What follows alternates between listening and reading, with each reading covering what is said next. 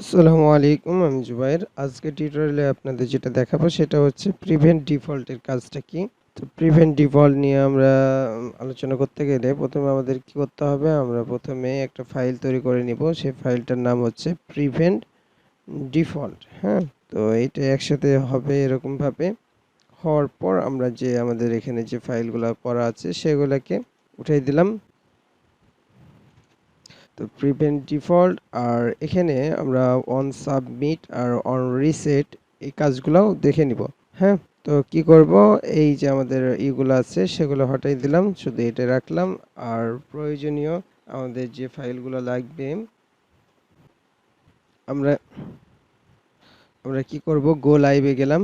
যাওয়ার পর আমরা দেখতে পারবো যে এরকম ধরনের আপনার ইনপুট অনেকগুলাই দিতে পারবেন, আমি শুধু একটা দিয়ে বুঝাচ্ছি।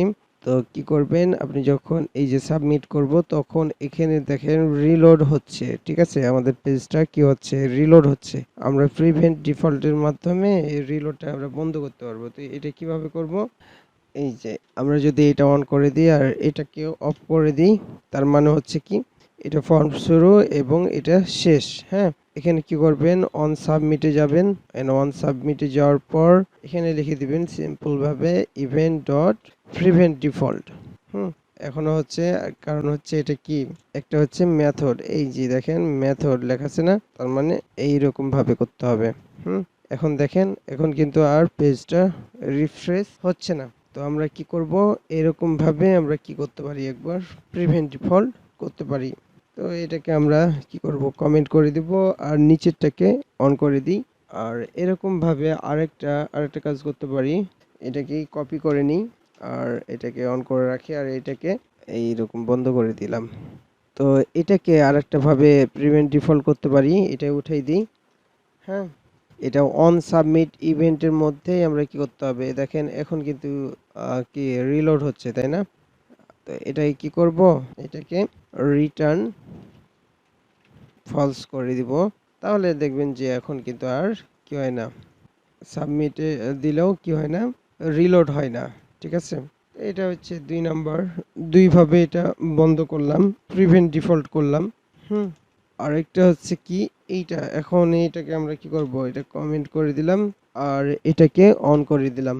হুম, এখন প্রিভেন্ট ডিফল্ট করার জন্য আমরা একটা কি করে স্ক্রিপ্টের, মানে স্ক্রিপ্টের মধ্যে এটাকে নিয়ে আমরা করতে পারি। তো এটাকে নিলাম, নেওয়ার পর লেট করলাম এবং document dot get element by ID দিয়ে আমরা এটাকে ধরলাম। এটা যে ধরেছি তার এটাকে আমরা কনসোলের মাধ্যমে দেখতে পারি। তো এটা দেখেন চলে আসছে, তার মানে আমরা এই ফর্মটাকে ধরতে পেরেছি। ঠিক আছে, তো এটার কি করব, এটাকে আমরা অ্যাড ইভেন্ট লিসেনার, মানে আমরা এটাকে ক্লিক করতেছি না, এটাকে কি করব, অন ইভেন্ট লিসেনার, এটা যেহেতু সাবমিট করছি, অ্যাড ইভেন্ট লিসেনার আমাকে ব্যবহার করতে হবে। অ্যাড ইভেন্ট লিসেনার, এবং এর মধ্যে দুইটা তিনটা প্যারামিটার হয়। তো আমরা এখানে কি করব, এখানে সাবমিটের জন্য আমরা এটা ব্যবহার করতেছি। আর এখানে একটা অ্যানোনিমাস ফাংশন হবে, তো আমরা এখানে অ্যারো ফাংশনের মাধ্যমে আমরা অ্যানোনিমাস ফাংশনটা দিয়ে দিলাম। আর এখানে একটা প্যারামিটার নিতে হবে, আমরা এই যে প্যারামিটারটা নিলাম না, সেটাকে কি করব, এটা হচ্ছে প্রিভেন্ট ডিফল্ট করে দিব, যেহেতু এটা মেথড। তো দেখেন এটা একই রকম ভাবে কাজ করছে। আমরা যদি এখানে অ্যালার্ট দিই, দেখেন অ্যালার্টটা চলে আসছে। তো আমরা যদি এই যে ফুল নেমের আইডিটাকে নিলাম, আইডিটাকে নিয়ে এখানে ফুল নেমটাকে রেখে দিলাম। রাখার পর যদি আমরা কনসোলে আমরা এর ভ্যালুটা প্রিন্ট করতে চাই, তো এই নামটাকে নেওয়ার পর যদি ভ্যালু দিই, তাহলে কি হবে, এখানে আমরা যা লিখবো এর সাবমিট দেওয়ার সাথে সাথে সেটা ভ্যালুটা চলে আসবে। ঠিক আছে, আর রিসেট দিলে এটা চলে যাবে। তো এই এই প্রিভেন্ট ডিফল্টের কাজটা আমরা করতে পারলাম। এখন প্রিভেন্ট ডিফল্ট আরেকটু ভাবে দেখাই, সেটা হচ্ছে লিংক। এখানে আমরা যদি লিংক ইউজ করি তাহলে কিভাবে কি করব সেটা।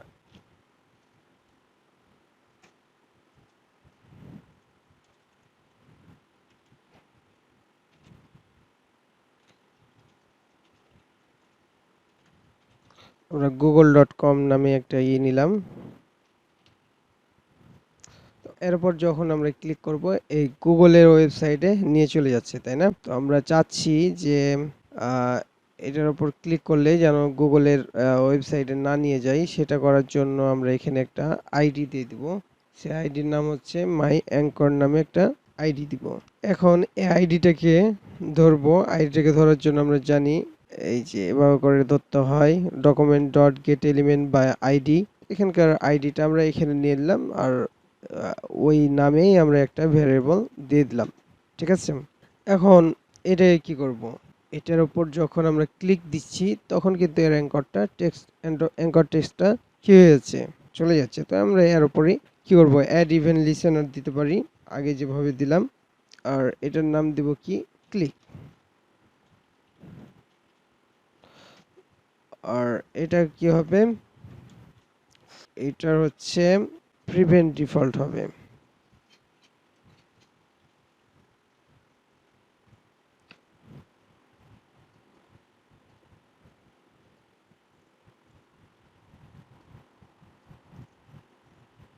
অ্যাঙ্করটাকে ধরলাম, ধরার পর এই যে আমরা এই যে এখানে প্যারামিটারের মধ্যে আপনি যা দিবেন, যে ভ্যারিয়েবলটা দিবেন ঠিক সেটা এখানে দিতে হবে। দেওয়ার পর এখানে ক্লিক দেন। এখন কিন্তু আর কাজ করবে না, ইভেন্ট ডট প্রিভেন্ট ডিফল্টটা হয়ে যাচ্ছে। ঠিক আছে? এই অ্যাঙ্করের উপরে আমরা যে ক্লিক ইভেন্টটা দিলাম, এইখানে কি হবে, এটা এর মাধ্যমে এটা চলে আসলো। আসার পর আমরা এখানে বলে দিলাম যে ইভেন্ট ডট প্রিভেন্ট ডিফল্ট। তো আমরা এর মধ্যে কি থাকে সেটা জানার জন্য আমরা কি করতে পারি, কনসোলের মধ্যে আমরা ইটাকে প্রিন্ট করি। ক্লিক দেওয়ার সাথে সাথে দেখেন পয়েন্টার ইভেন্ট যেটা আছে সেটা চলে আসলো। হুম, এইটার মধ্যে এই যে প্রিভেন্ট ডিফল্ট ট্রু করা আছে। ঠিক আছে? এই যে এইটা আসলো, এখানে দেখেন প্রিভেন্ট, এখানে অনেক কিছু দেওয়া আছে, এখান থেকে সবকিছু দেখে নিতে পারবেন যে কি কি করা যাবে।